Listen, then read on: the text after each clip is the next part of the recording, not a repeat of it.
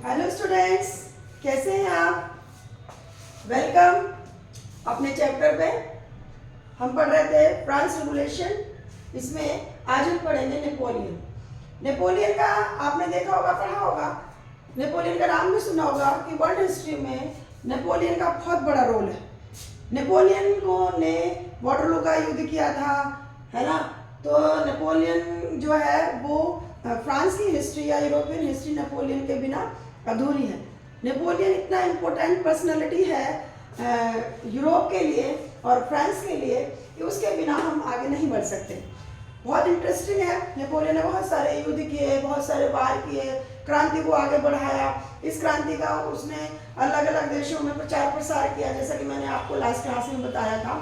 तो नेपोलियन की एंट्री होती है फ्रांस की क्रांति में और नेपोलियन इस क्रांति को बढ़ाता है आगे। और ये मैंने आपको बताया था कि फ्रांस ने घोषणा की थी कि जो भी देश स्वतंत्रता का आंदोलन कर रहा है या जो भी देश स्वतंत्रता के लिए लड़ाई लड़ रहा है, उस देश की हम हेल्प करेंगे, उसका हम मार्गदर्शन करेंगे, उसकी लीडरशिप हम करेंगे। तो इसी चीज़ को आगे बढ़ाने के लिए जो फ्रांस की सेनाएं थी वो अन्य देशों में घुसी, ताकि वो जो अपने विचार थे, अपने थॉट्स थे, जो फ्रीडम से रिलेटेड थे, जो सपना देखा गया था, उस सपने को पूरा सारे देश कर सकें। और उसकी अगुवाई, उसका जो लीडरशिप थी वो फ्रांस ने की थी।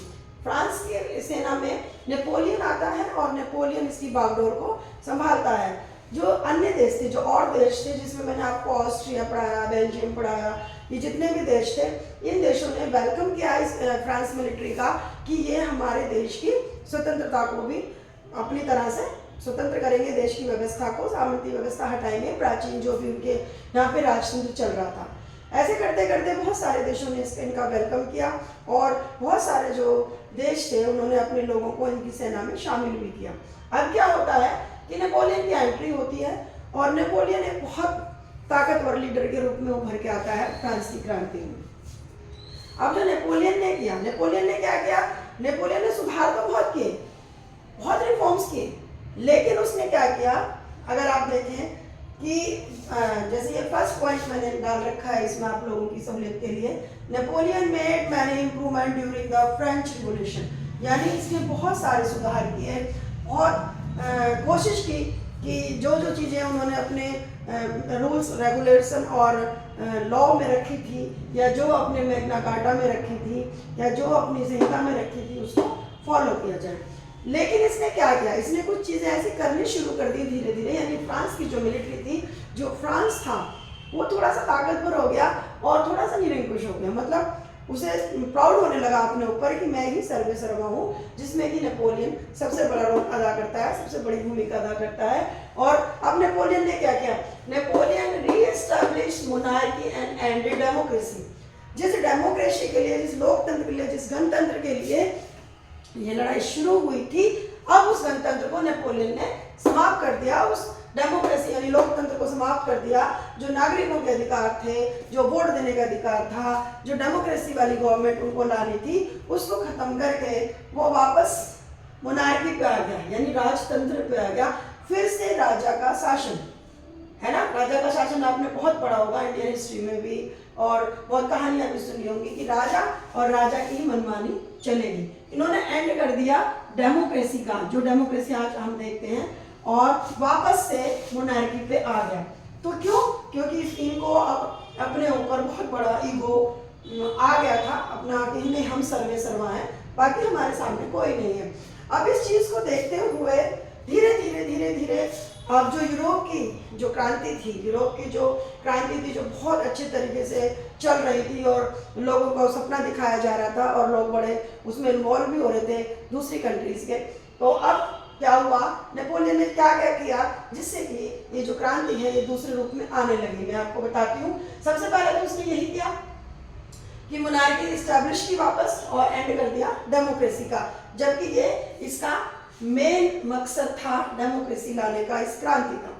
उसके बाद में revolution principles were incorporated to make the administrative system rational and efficient. इसने क्या किया? अपने प्रिंसिपल्स लागू करने शुरू कर दिए, अपने सिद्धांत लाने शुरू कर दिए, अपनी संहिता बना ली, अपना एक लॉ एंड कानून बना लिया और अब ये अपने हिसाब से चलने लगा।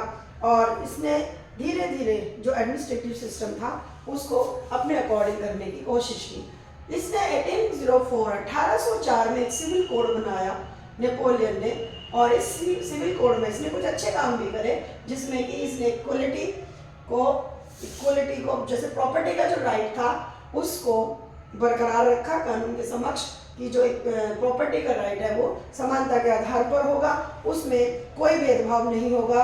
इसने जन्म के अधिकार को, यानी जैसे हमें जन्म से संपत्ति मिलती है या जन्म से हमारे कुछ अधिकार होते हैं, उनको समाप्त करके ये लॉ के सामने इसने वापस से क्या नाम है लॉ एंड राइट प्रॉपर्टी को एस्टैब्लिश किया।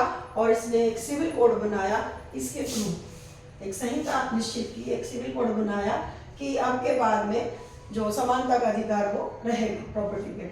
ही एबोलाइज्ड फ्यूडल सिस्टम, इसने जो निरंकुश सिस्टम था उसको वापस से बढ़ावा दिया। इसके बाद इसने क्या किया, transportation and communication system were improved. इसने फिर मतलब सुधार भी किए काफ़ी सारे। इसने ये जो भी उनका यातायात के साधन थे या व्यापार में यूज़ होते थे या व्यापार के लिए जो भी रास्ते थे, कम्युनिकेशन सिस्टम था, उसको मजबूत किया, अच्छा किया। और इसी समय में क्या नाम है, ये जो सिटीज़ थी जिसमें ब्रुसले है, मेंस है, मिलान है, फ्रेंच है, अब क्या होना शुरू हुआ कि इन लोगों ने जो इन्होंने ये फील किया कि ये जो कंट्रीज थी, इन्होंने बहुत अच्छे से वेलकम किया था फ्रांस की सेना का, फ्रांस मिलिट्री का, और क्योंकि इन्हें ये था कि ये जो फ्रांस सेना है ये हमारे अधिकारों की सुरक्षा करेगी, हमारे एडमिनिस्ट्रेशन को अच्छा करेगी। लेकिन धीरे धीरे इन्होंने ये फील किया, यहाँ तक इन्होंने बहुत वेलकम किया और बाद में इन्होंने ये फील किया कि नहीं, जो एडमिनिस्ट्रेटिव राइट्स हमें मिलने थे वो नहीं मिल रहे हैं। और इन्होंने ये देखा कि जिन चीज़ों को हम लेकर चले थे अब वो चीज़ें धीरे धीरे ख़त्म हो रही हैं और ज़बरदस्ती इन कंट्रीज़ के जो लोग थे उनको सेना में भर्ती कराया जा रहा है और जो चीज़ें थी वो पलटने लगी हैं वापस से, और हम वापस उसी दलदल में घुसने लगे हैं जिससे कि हम निकलने के लिए कोशिश कर रहे थे। और हमने उस दलदल से निकलने के लिए ये क्रांति इन्होंने फ्रांस ने शुरू की और फ्रांस का हम साथ दे रहे थे। तो शुरू में तो इन्होंने बहुत वेलकम किया, लेकिन बाद में इन्होंने रियलाइज़ किया कि नहीं, अगर हम ध्यान से देखते हैं तो हमारे एडमिनिस्ट्रेटिव राइट्स जो हैं, जो एडमिनिस्ट्रेटिव सिस्टम है वो सही से नहीं चल रहा है। अगर हम उसको सही से चलाते हैं तो इसकी हमें बहुत भारी कीमत चुकानी पड़ रही है।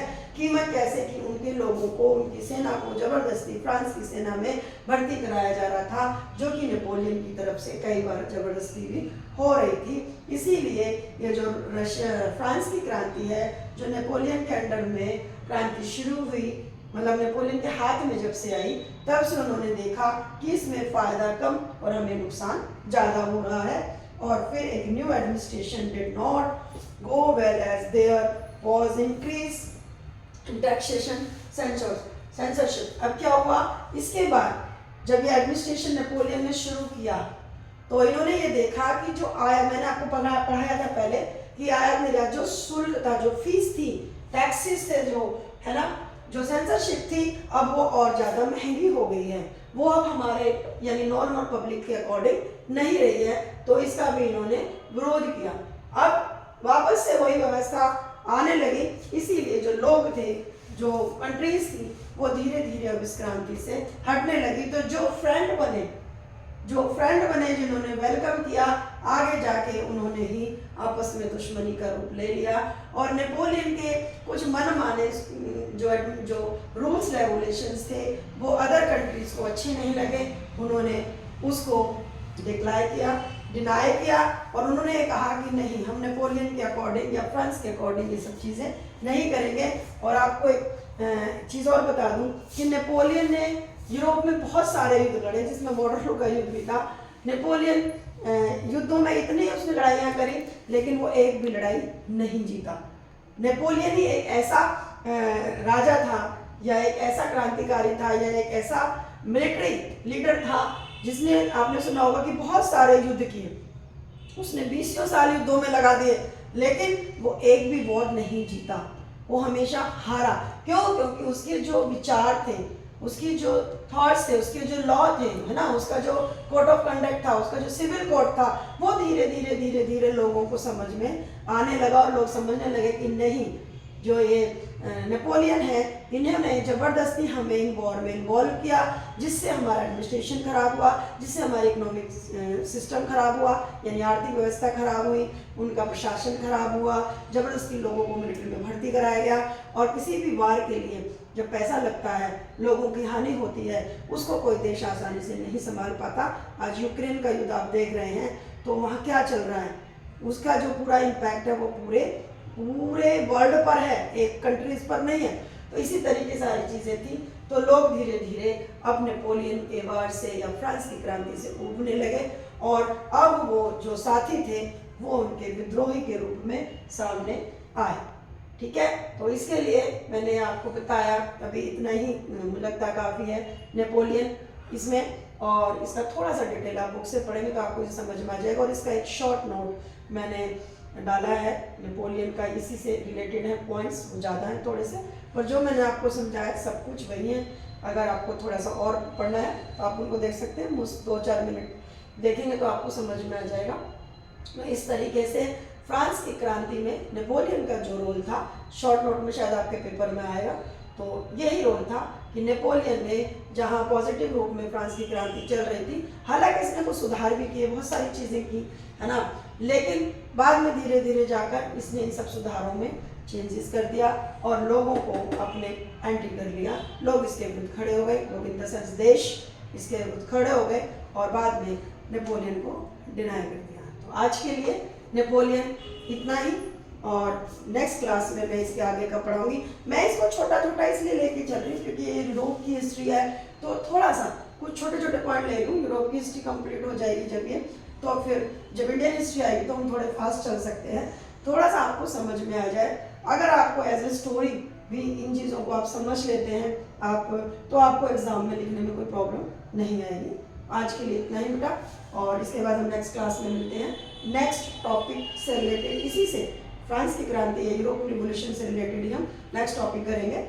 आज के लिए इतना ही, थैंक यू। अगर आपको अच्छा लगे तो आप सब्सक्राइब कीजिए, शेयर कीजिए और लाइक कीजिए। Thank you.